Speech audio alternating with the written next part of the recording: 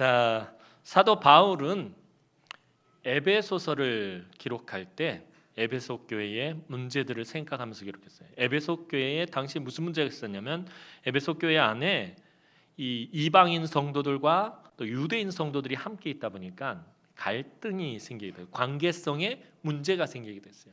그 관계성의 문제를 풀면서 그 가운데서 하나님의 뜻이 무엇인지 분별하는 것을 통해서, 왜 하나님께서도 이 이방인 성도들과 유대인 성도들을 한 공동체 안에 두셨는지, 그 하나님의 뜻을 깨닫지 못하면, 하나님의 계획하심을 알지 못하면 절대로 그 문제가 해결되지 않는다. 하나님의 뜻을 깨달았을 때 하나님의 영광이 교회 안에 가득하게 될 것이다 라는 그런 취지를 가지고 에베소서를 기록하게 됩니다. 자, 그리고 사도 바울은 그런즉 오늘 본문에서 너희가 어떻게 행할지를 자세히 주의하라 라고 권면하며 오늘 본문을 시작하고 있습니다. 우리 15절 말씀 다시 한번 읽어보도록 하겠습니다. 15절 말씀입니다. 시작.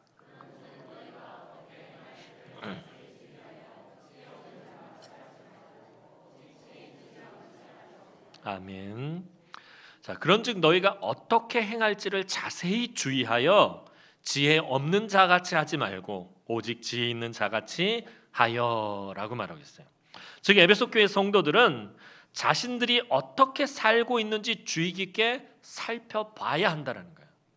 그러니까 우리의 삶을 늘 주의 깊게 살펴야 되는 거예요. 우리가 교회 안에 나와서 신앙생활을 예배하고 찬양하고 헌신하고 봉사하는 모습도 중요하지만, 그리고 우리가 세상에 나가서 사는 그 삶의 모습도 매우 중요하다는 거예요. 내 삶의 모습이 어떠한지 날마다 늘 살피고 점검해 봐야 한다는 것입니다.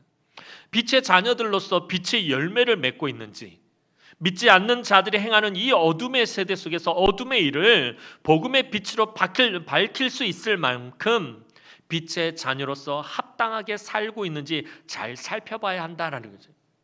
요즘 들어서 제가 입에 달고 말씀드리다시피 하는 게 뭐죠? 예수 믿는다고 그것으로 다가 아니다라는 거예요. 여러분들이 예수를 믿었으면 예수 믿는 사람의 삶을 살아야 한다라는 것입니다. 말로만 예수를 믿는다가 아니라, 무늬만 그리스도인이 아니라 우리의 삶을 바라볼 때 우리 주변 사람들이, 믿지 않는 사람들이 나를 바라보면서 그리스도인이라고 말할 수 있는, 예수 믿는 저 사람은 예수 믿는 사람이다라고 말할 수 있는 삶을 살 수 있어야 한다라는 것입니다. 주변의 사람들이 너 예수 믿었어? 너 교회 다녔어? 이런 말이 나오면 내가 삶에 문제가 있는 거다. 어느 날 갑자기 나하고 직장에서 한 10년 같이 지냈던 직장 동료가 아니 김대리 교회 다녔어? 이런 말이 나온다면 분명히 삶에 문제가 있다라는 것입니다. 정말 김대리는 예수 믿는 사람이야, 정말 교회 다니는 사람이야 라는 이 말이 나와야 된다는 거예요. 무슨 말이에요? 삶이 인정을 받을 수 있어요. 내가 예수 믿는 그 믿음이 무엇으로 증거되어지고 무엇으로 인정받게 돼요? 삶으로 증거되어지고 삶으로 인정받게 된다라는 것입니다. 그래서 우리의 삶을 늘 점검해 봐야 합니다. 성도들이 이렇게 하려면 무엇보다도 자신이 어떻게 살고 있는지 정직하게 볼 수 있어야 합니다. 내 삶을 정직하게 볼 수 있어야 합니다. 그래서 바울은 몇 가지 권면을 제시하고 있는 것입니다.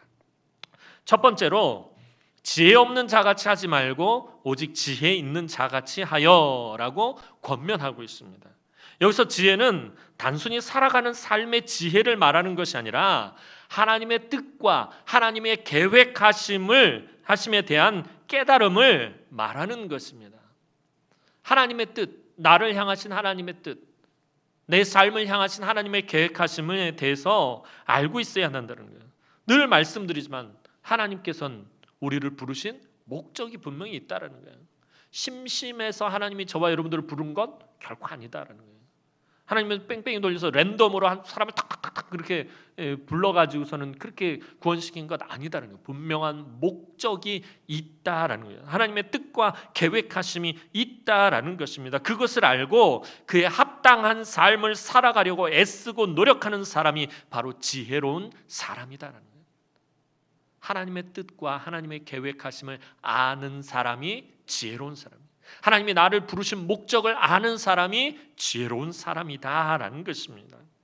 반면에 하나님을 알지 못하고 세상에서 제멋대로 살아가는 사람들이 지혜롭지 못한 사람들입니다. 그뿐만 아니라 예수를 믿은 후에도 하나님의 뜻을 깨닫지 못하고 옛사람의 모습으로, 옛사람의 성정으로 자기 욕심대로, 자기 마음대로 살아가는 사람들도 지혜롭지 못한 매우 어리석은 사람입니다. 잠언 9장 10절 말씀 보면 여호와를 경외하는 것이 지혜의 근본이다라고 말하고 있어요. 무엇이 지혜의 근본이라고요? 여호와를 경외하는 것이 지혜의 근본이다라고 말했어요.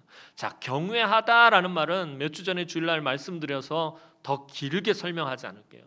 경외하다라는 말 속에는 이미 알다라는 의미가 내포되어져 있다고 말씀드렸어요. 하나님이 무엇을 선하게 여기시고 기뻐하시는지, 또 하나님께서 무엇을 악하게 여기시고 무엇을 싫어하시는지 그것을 아는 것이 하나님을 경외하는 것입니다. 그런데 이 하나님에 대해 알아가는 것이 바로 지혜라는 거죠. 내 삶 가운데서 이건 하나님이 내 삶을 바라보셨을 때 이건 하나님이 기뻐하시지 않을 일이야. 그것을 아는 것이 지혜라는 것입니다. 이것은 하나님께서 기뻐하시지 않을 일이야. 이것을 아는 것이 바로 지혜라는 것입니다. 삶 가운데서 하나님과 인격적인 교제를 나누며 하나님은 어떤 분이신지 알고, 그래서 늘 말씀드리죠. 삶 가운데서 하나님의 성품을 묵상해야 된다는 거예요. 하나님은 어떤 분이신지, 나를 찾아오신 그 하나님, 나에게 예수 그리스도를 보내신 그 하나님 어떤 분이신지 그것을 깨달아 알고, 하나님은 그 선택한 백성들을 향해 어떤 계획을 가지고 계신지 그것을 깨달아 알아가는 것, 그것이 지혜라는 것입니다. 이거 처음부터 알 수가 없어요. 그죠?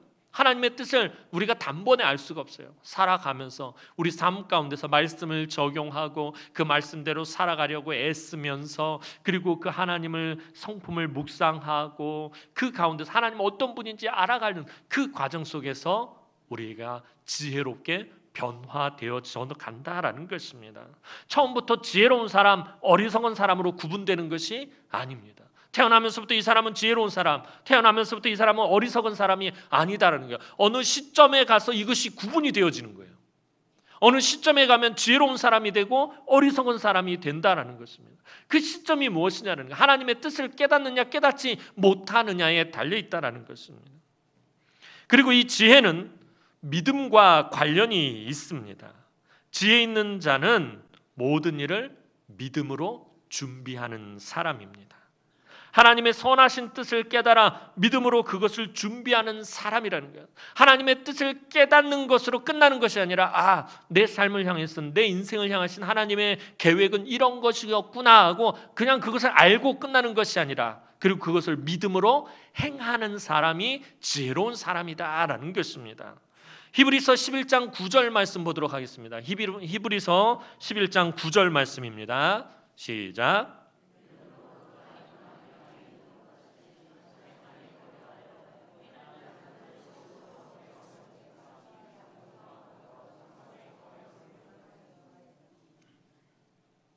제가 본문을 다른 걸 준 모양인데 자, 히브리서 11장 9절 말씀. 믿음으로 노아는 아직 보이지 않는 일에 경고하심을 받아 경외함으로 방주를 준비하여 그 집을 구원하였으니. 자, 노아는 하나님의 말씀에 순종하여 아직 일어나지 않은 일을 믿음으로 준비하였어요. 하나님의 말씀에 순종한 것만 아니라 그것을 어떻게 했다는 거예요? 믿음으로 준비했다라는 거예요. 그러니까 순종은 무엇과 연결이 되는 거예요? 행함과 연결이 되어지는 거예요. 하나님의 말씀을 듣고 그것을 행동으로 옮기는 것까지 포함을 한다는 거예요. 이런 노아가 바로 지혜 있는 자라는 것입니다. 하나님은 우리를 선택하셨다고 우리 앞길에 꽃길을 만들어 놓으신 것이 아니에요. 하나님 우리를 선택하고 우리를 부르셨다고 내 앞에 꽃을 뿌려놓은 아주 분홍 핑크 블링블링한 그런 길을 만들어 놓으신 것이 아닙니다. 우리는 주님의 뒤를 따라 십자가의 길을 걸어가야 합니다. 그래서 하나님의 뜻을 깨닫지 못하면 이 세상에서 헤매이거나 방황할 수밖에 없다는 거예요. 하나님 나를 부르셨는데 왜 내가 이런 고난의 길을 걸어가야 되지? 하나님 분명히 나를 부르신 목적이 있다고 그러는데 왜 내가 이런 힘들고 어려운 시간을 지나가야 하지? 왜 하나님 내 앞에 꽃길을 만들어 놓으시지 않냐시고 왜 나를 이렇게 힘든 길을 걸어가게 하시는가? 하나님의 뜻을 깨닫지 못하면 이 힘들고 어려운 순간 속에서 헤매이거나 방황할 수밖에 없다라는 것입니다. 그래서 우리들은 노아처럼 언제 어디서든지 하나님의 뜻에 따라 쓰임 받을 수 있는 사람으로 준비되어 있어야 한다라는 것입니다. 지혜로운 다섯 처녀처럼 미리 등불에 기름을 준비하고 있어야 합니다. 자, 지혜로운 그 열 처녀의 비유에서 지혜로운 다섯 처녀와 미련한 다섯 처녀가 처음부터 딱 정해진 게 아니에요. 처음부터 너희 다섯 명은 지혜로운 처녀, 너희 다섯 명은 어리석은 미련한 처녀, 이렇게 구분돼서 시작되고 있는 것이 아니다라는 거죠. 어느 시점에 가서 지혜로운 처녀들과 어리석은 처녀들로 나뉘게 되었단 말입니다. 그 나뉘게 된 기준이 뭐죠? 준비되었느냐, 준비되지 않았느냐라는 거죠. 사실 겉모습을 보면 구분할 수가 없어요. 성경을 보면, 예수님의 비유를 보면 열 처녀가 다 졸고 있었어요. 신랑이 더디움으로 열 처녀가 다 기다리다 지쳐서 졸고 있었단 말이에요. 지혜로운 다섯 처녀라고 안 졸고 있었던 게 아니에요. 지혜로운 다섯 처녀도 졸고 있었고 미련한 다섯 처녀도 졸고 있었는데, 그런데 이 10명이 다 졸고 있다고 해서 똑같이 졸고 있는 것은 아니에요. 왜요? 5명은 기름을 이미 준비해 놓고 졸고 있었다는 거예요. 신랑이 왔다고 이제 잔치가 시작되어지려고 하는데 어리석은 다섯 처녀는 등불에 기름이 없어서 신랑을 맞이하러 나갈 수 없게 되었다는 거예요. 준비되었느냐, 준비되었지 않느냐로 지혜롭냐, 지혜롭지 않느냐가 결정되었다라는 것입니다. 오늘 우리가 예수 믿는다고 그게 다가 아니다는 말씀이 그거예요. 주님 다시 오실 날 우리가 준비되어져 있느냐, 준비되어 있지 않느냐, 우리가 지혜로운 자로 하나님 앞에 설 것이냐, 미련한 자로 하나님 앞에 설 것이냐, 중요한 문제다라는 것입니다. 그래서 우리가 어떤 삶을 살 것이냐는 거예요. 아이고 이제는 이제 은퇴하고 나이도 많고 뭐 내가 뭐 준비할 게 뭐가 있겠습니까, 목사님? 우리 어른들 그렇게 생각할지 모르겠어요. 그래도 준비되어져 있어야 된다는 거예요. 여러분들의 삶이 하나님 보시기에 합당한 그릇으로 준비되어져 있어야 한다는 거예요. 우리가 하나님의 뜻을 깨닫고 나를 부르신 목적을 알게만 하면 우리는 하나님 손에 붙잡혀서 너무나도 놀랍게 사용되어질 수 있다는, 남녀노소를 불문하고 준비되어져 있는 사람을, 그 사람에게 하나님께서 은혜를 주시고 그 사람에게 하나님 능력을 주시고 그 사람을 하나님 사용하신다라는 거예요. 그리고 그 사람이 지혜로운 사람인 것입니다. 아합 왕 때에 불의 선지자 엘리야를 생각해 보시기 바랍니다. 엘리야는 갈멜산 위에서 바알의 선지자 450대 1로 싸울 때 분명히 하나님의 뜻을 알고 있었다는 거예요. 그냥 무모하게 무대포로 가가지고서는 바알 선지자 450명 다 덤벼! 그러고서 싸운 것이 아니다라는 거예요. 하나님이 왜 나를 갈멜산으로 보내시고 바알의 선지자 450명과 싸우게 하셨는지 그 뜻을 알고 있었다라는 것입니다. 그 산으로 자기를 부르신 하나님의 목적을 알고 있었습니다. 그렇기 때문에 바알의 선지자들처럼 야단 법석을 떨지 않았습니다. 오히려 제단에 큰 물통으로 물을 여러 통 부었어도 하늘에서 불이 떨어지는 기적을 체험한 것입니다. 엘리야는 늘 하나님 앞에 엎드려 기도하며 자신의 뜻을 먼저 구한 지혜로운 사람이었다라는 것입니다. 엘리야의 지혜로움이 어디서 왔냐면 하나님 앞에 엎드림에서 있다는 거예요. 우리는 엘리야 그러면 능력의 선지자로 생각합니다. 그냥 순식간에 아무 저기도 없이 막 기적을 일으키고 능력을 행하고 그런 선지자로 생각하기 쉬운데 절대 그렇지 않다는 거예요. 엘리야만큼 하나님 앞에 무릎 꿇고 엘리야만큼 하나님 앞에 통곡한 선지자가 없을 정도로 하나님 앞에 엎드렸던 선지자가 엘리야 선지자입니다. 이 능력의 선지자 엘리야라고 단번에 능력을 행한 것이 아닙니다. 그는 철저하게 하나님 앞에 엎드리는 사람이었다라는 것입니다.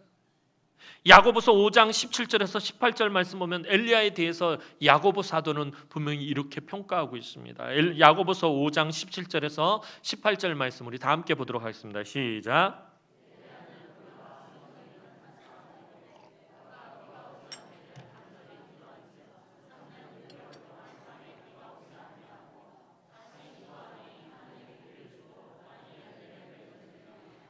아멘.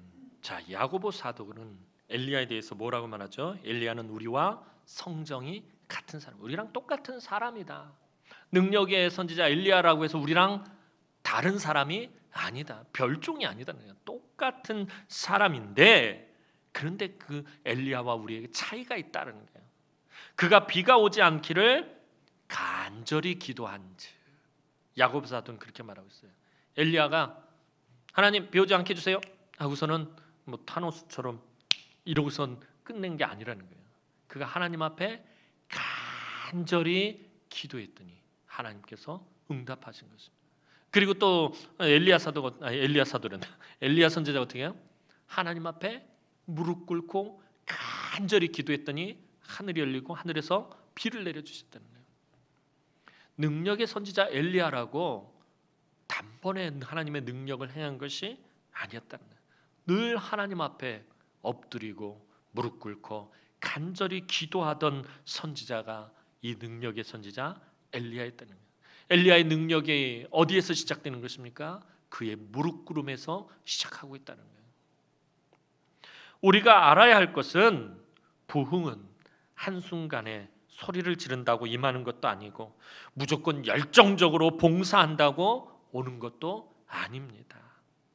하나님의 말씀을 붙잡고 꾸준하게 기도하며 겸손히 충성하고 헌신할 때 맛볼 수 있는 것입니다. 열심히 한다고 그것이 다 아니다는 거예요. 열심히 하다 보면 어떻게 돼요? 지치고 쓰러져 버린다는 거예요. 말씀을 붙잡고 기도하면서 정말 하나님 앞에 겸손히 엎드리는 가운데 충성하고 봉사할 때 하나님께서 우리에게 계속해서 성령의 기름을 채워주심으로 인해서 그것으로 우리가 열정적으로 하나님 앞에 헌신하는 거예요. 그런데 우리가 말씀을 붙잡지 않고 기도하지 않으면 어떻게 되는 거예요? 그냥 번아웃 돼버리는 거예요. 그냥 홀라당 타버리고 끝나는 것이에요. 자, 등잔불에 등불이 계속해서 타려면은 무엇이 타야 돼요? 그 등잔불 안에는 기름이 타야 돼요. 기름이 타지 않고 심지가 타버리면 어떻게 돼요? 그냥 심지가 확 타버리고 싹 사그라져 버리고 끝나고 만다라는 거예요. 말씀과 기도 없이 우리가 그냥 인간적인 열심만 있으면 어떻게 돼요? 확 타올랐다가 그냥 순식간에 사그라져 버린다는 거예요.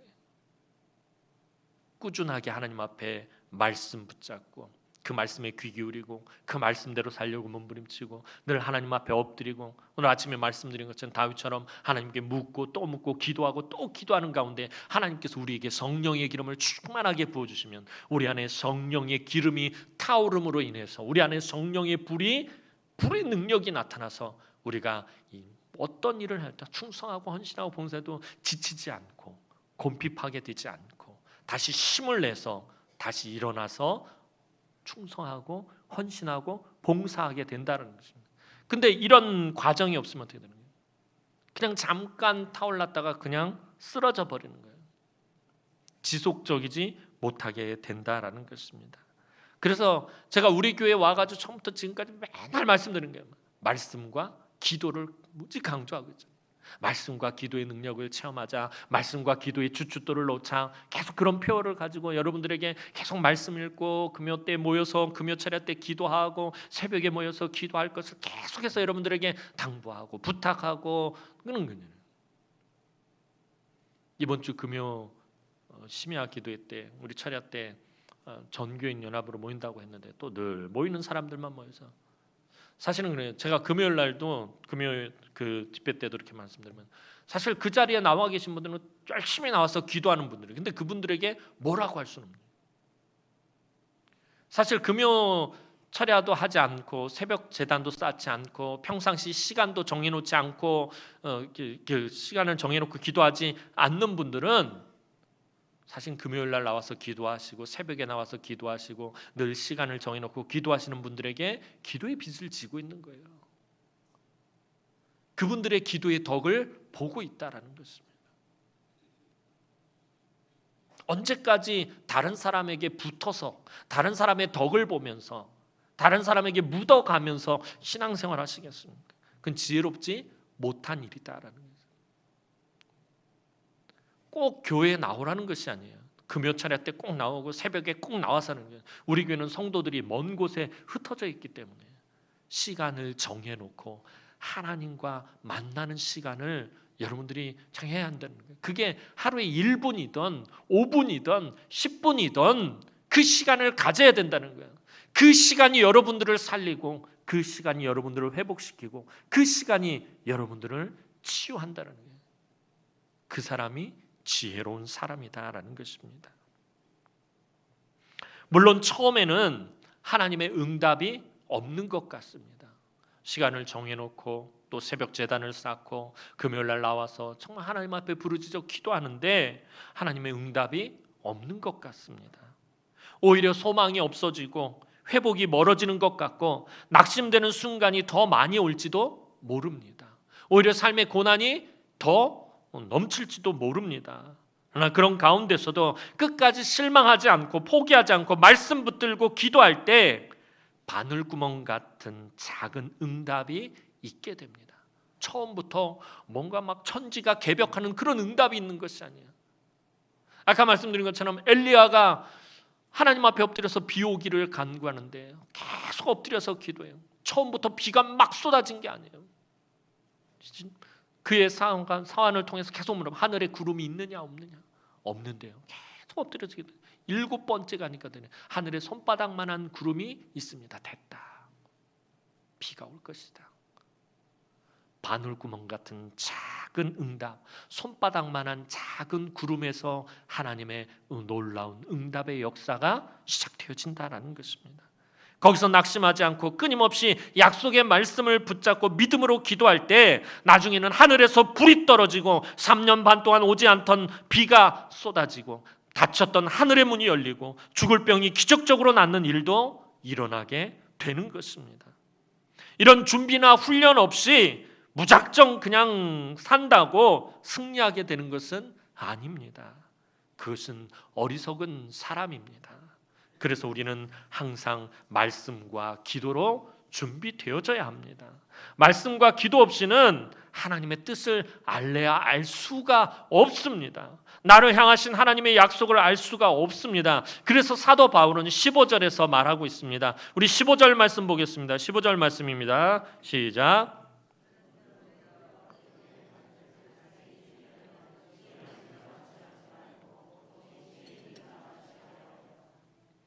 시작은 시작하다가 제하려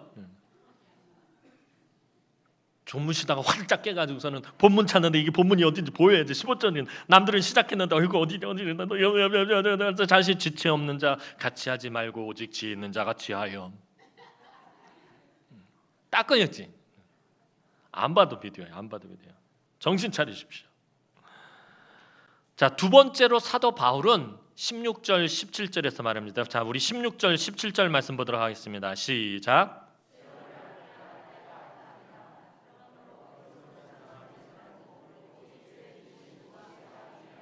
아멘. 세월을 아끼라. 때가 악하니라. 그러므로 어리석은 자가 되지 말고 오직 주의 뜻이 무엇인가 이해하라라고 말하고 있습니다. 우리가 이 세상에서 믿음으로 승리하기 위해서는 시간과 세월을 아껴야 합니다. 그런데 자, 여기서 세월을 아끼라 할 때 이 아끼다라는 헬라어의 다른 의미는 뭐냐면은 대가를 지불하고 사다라는 그런 의미가 또 다른 의미가 내포되어 있습니다. 그러니까 세월을 시간을 그 대가를 지불하고 사라라고 사도 바울이 지금 말하고 있는 것이에요. 시간의 대가를 지불하라라는 것입니다.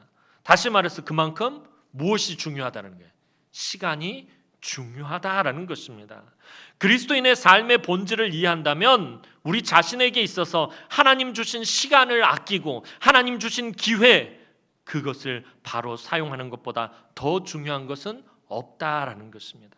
이 세월을 아끼라 할 때 이 세월은 우리나라 말로 번역은 세월로 되어 있는데 이것이 헬라어에는 이 카이론이라고 되어 있어요. 시간을 그리스어에서는 시간을 두 가지로 말합니다. 카이로스하고 크로노스로 나누고 있는데 크로노스는 그냥 일반적인 시간들 타임을 말하는데 이 카이로스는 타임의 의미를 가지고 있지 않아요.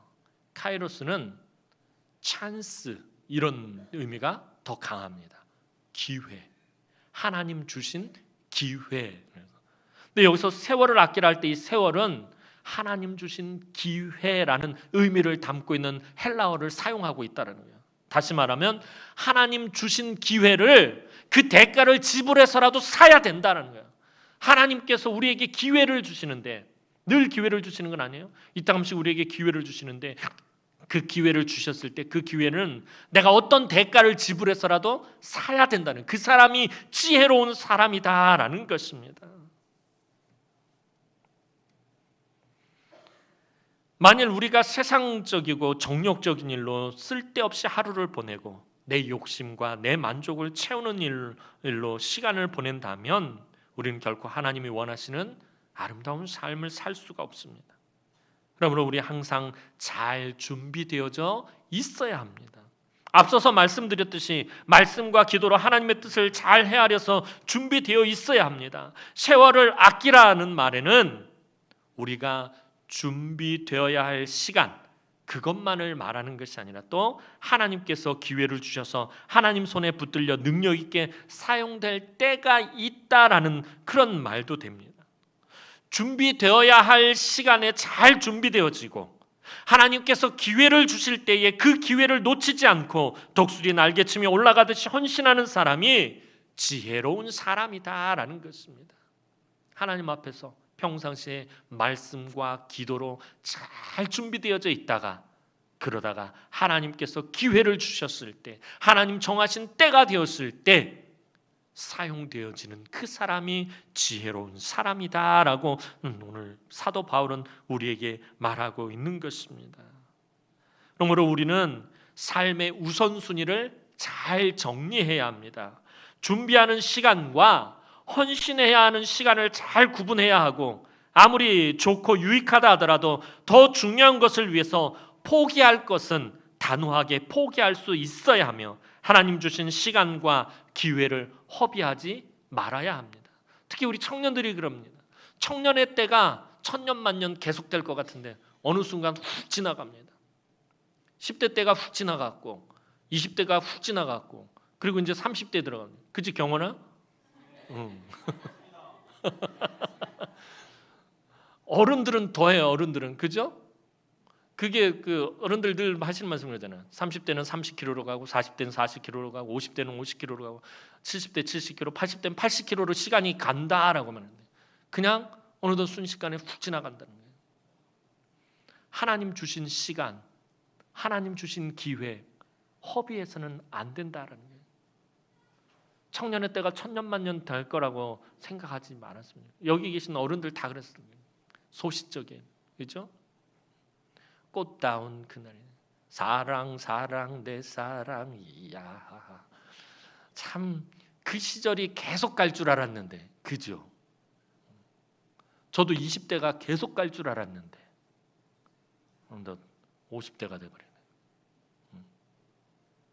우리 남은교회 올 때 40대는 파릇파릇한 얼굴로 왔는데 흰머리 듣는 거예요. 지난 시간을 이렇게 돌이켜봤을 때 그 시간들을 내가 하나님 나에게 주신 시간들, 하나님 나에게 주신 기회를 정말 잘 사용했나? 잘 사용했나? 아끼라라는 말에는 활용하다, 선용하다라는 말도 포함되어 있어요. 하나님 나에게 주신 시간을 내가 잘 활용했느냐라는 거예요. 돌이켜봤던 말씀을 준비하면서 돌이켜보면서 날 나름대로 열심히 한다고 했는데 그렇지 못했구나. 후회가 되는 것들이 참 많았다라는 것입니다. 그래서 사도 바울은 17절에서 그러므로 어리석은 자가 되지 말고 오직 주의 뜻이 무엇인가 이해하라라고 말하는 것입니다. 어떤 사람이 지혜로운 사람입니까? 우리가 모든 일을 한꺼번에 다 할 수는 없습니다. 그래서 무엇이 하나님이 기뻐하시는 일인지, 무엇이 주님의 뜻인지 그것을 깨닫고 삶의 우선순위를 결정해야 합니다.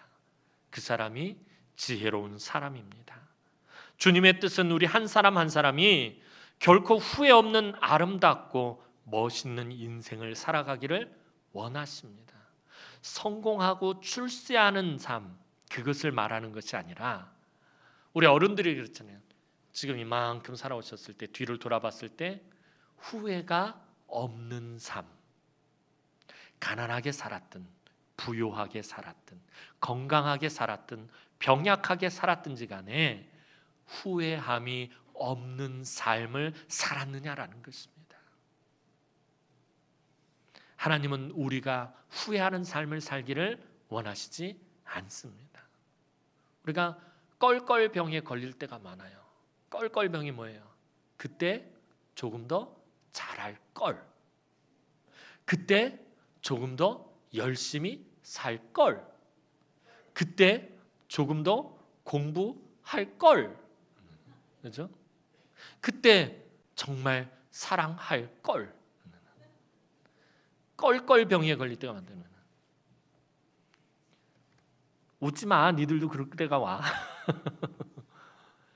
저도 그런 거예요. 돌이켜 보니까 아까 말씀드린 것처럼 말씀을 준비하면서 부교육자 시절 때 참 나름대로 열심히 살았다라고 정말 헌신했다라고 생각했는데 돌아보니까 그때 조금 더 열심히 할 걸. 그때 조금 더 헌신할 걸. 내가 그때 조금 더 충성할 수 있었는데 조금 더 충성할 걸. 후회가 되더라는 거예요. 하나님은 우리가 인생의 마지막에 섰을 때 후회 없는 삶을 살기를 원하신다라는 것입니다. 사랑하는 성도 여러분, 하나님의 부르심에는 반드시 목적이 있습니다. 오늘 저와 여러분이 이곳 남은교회에서 신앙생활을 하도록 불러 모으신 데는 반드시 하나님의 선하신 뜻과 계획하심이 있다라는 것입니다. 아침에 말씀드린 것처럼 진짜 별 문제도 아닌 것 가지고 우리가 서로 싸우고 자존심 싸움하고 그냥 내가 무조건 이겨야 되겠다. 그러자고 저와 여러분들을 하나님께서 부르신 것은 아니다라는 것입니다. 하나님께서는 우리를 통해서 이루고자 하시는 분명한 목적이 있었기 때문에 저와 여러분들을 이 자리로 불러 모으신 것입니다. 그 부르신 목적에 합당한 삶을 사는 사람이 지혜로운 사람인 것입니다. 그래서 우리는 그것을 잘 분별하고 깨달아야 합니다. 그리고 하나님의 때에 하나님이 마음껏 사용하실 수 있도록 준비되어져야 합니다. 하나님께서 기회를 딱 주셔서 사용하려고 딱 남은교회를 봤는데 준비가 되어져 있지 않아요. 어허라.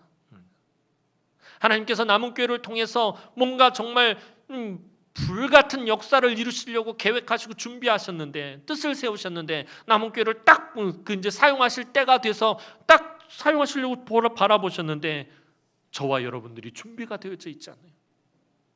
하나님 사용하시겠느냐라는 거예요. 하나님 사용하시지 않는다라는 거예요. 기회가 주어졌을 때 여러분들 그 기회를 붙잡아야 돼요. 하나님이 우리 교회에 부흥의 기회를 주실 때 그 부흥의 기회를 붙잡아야 된다는 거예요. 그거 어떻게 해야 돼요? 미리 준비되어져 있어야 됩니다. 말씀과 기도로 준비되어져 있어야 한다는 것입니다. 그 사람이 준비되어져 있는 사람이 지혜로운 사람입니다. 이 어두운 시대에 하나님께서 원하시는 사람은 지혜로운 사람입니다. 하나님께 드리는 시간을 아까워하지 마시기 바랍니다. 지혜로운 사람은 늘 말씀과 기도의 시간을 꾸준하게 가지며 준비되는 사람입니다. 하루 종일 말씀 보고 하루 종일 기도하라는 것이 아니에요. 특별히 하나님과 만날 수 있는 그런 구별된 시간을 1분이라도 좋고 30초라도 좋고 5분이라도 좋으니까 그 시간을 준비한 사람이 되어야 한다는 거예요. 그 사람을 하나님께서는 사용하신다는 거예요. 청년들도 마찬가지예요. 청년의 때에 무엇으로 그 행실을 깨끗게 하리까? 오직 주의 말씀을 따라 삼갈 것이니라. 깨끗한 사람을 하나님 사용하시면 정결한 사람을 사용하시는데 그 깨끗함이 뭐예요? 말씀으로. 그 말씀에 따라 그 말씀에 순종하는 사람이에요. 오늘 하루 시간을 정해놓고 우리 청년의 때에 큐티하는 거 되게 좋은 것 같아요. 여러분들 30분 1시간씩이 아니라 여러분들 시간에 맞게 바쁜 사람은 적게 시간이 많은 사람은 여유 있게 하나님이 딱 하루 24시간 중에 24시간은 11조 그러니까 2시간 이렇게 하나님 앞에 드려라 하는 그렇게 말씀 안 하세요.